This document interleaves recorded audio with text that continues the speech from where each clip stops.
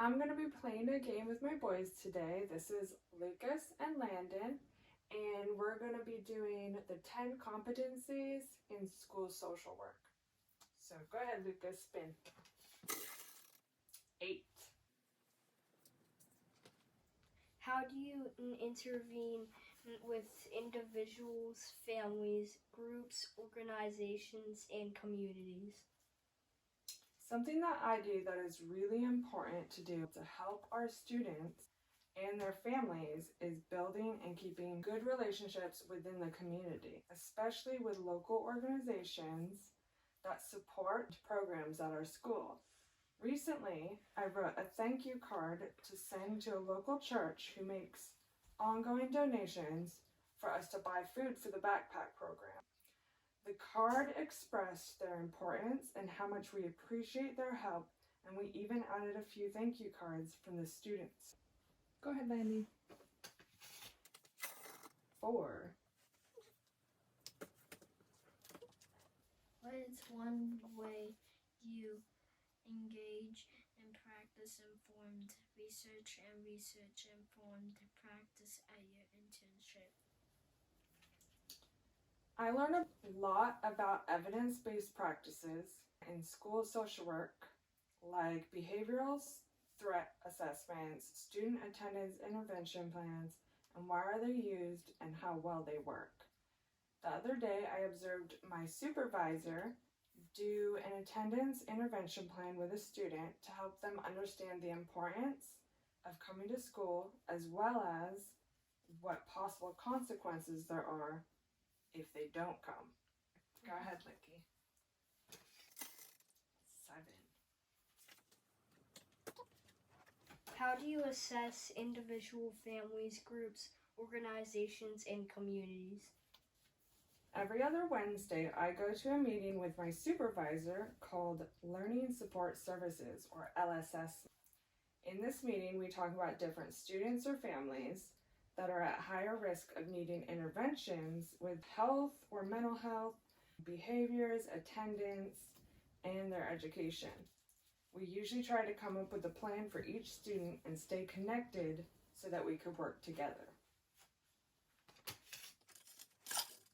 6. What ways do you interact with individuals, families, groups, organizations, and communities? One way I interact with individuals and families is when I go on home visits. This is usually to check on students who are not coming to school or to speak with a parent when we can't reach them on the phone. And sometimes we do home visits to bring them food or clothes, or setting up services and resources for them for when families need stuff.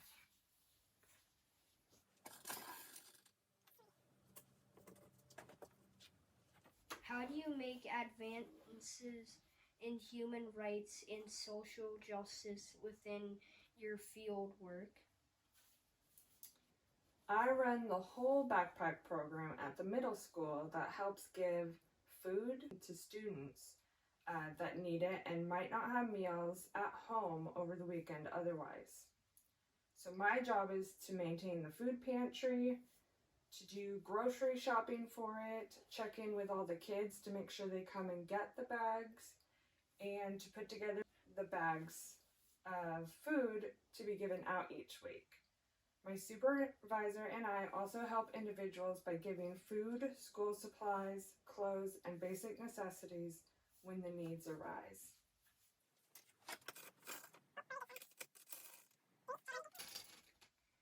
2. In what ways do you engage in diversity and differences in your field practice?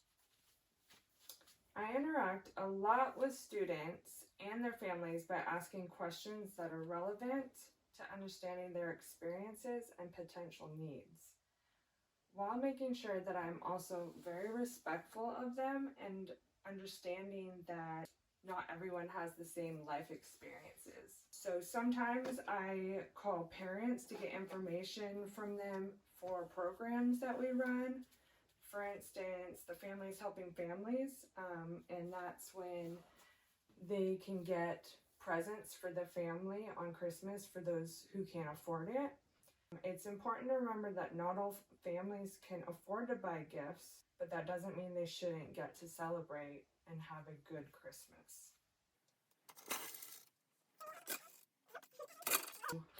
10. Still good spin. What ways have you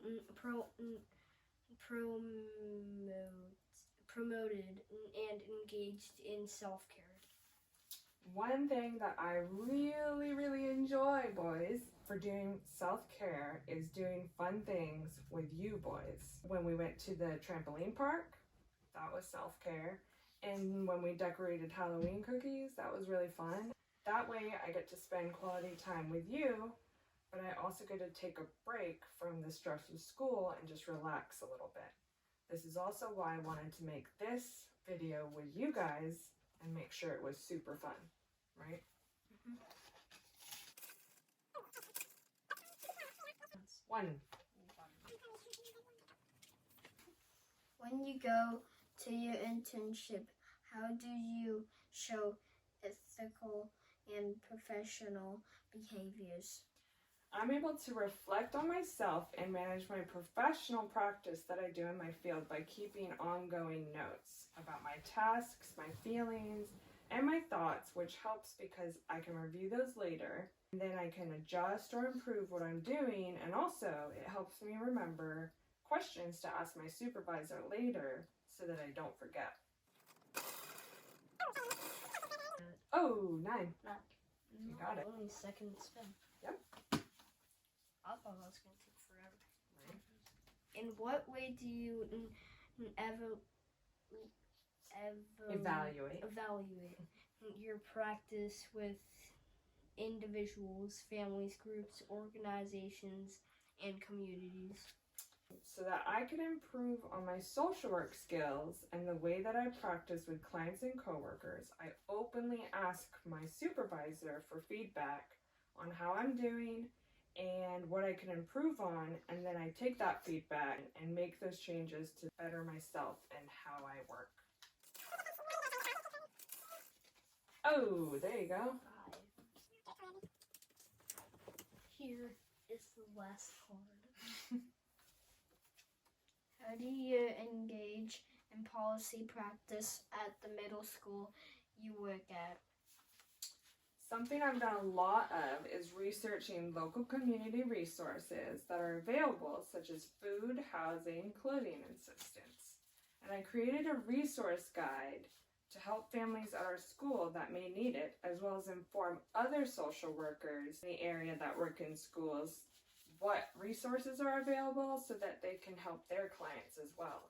Alrighty, thank you so much for watching our game. Bye. Bye.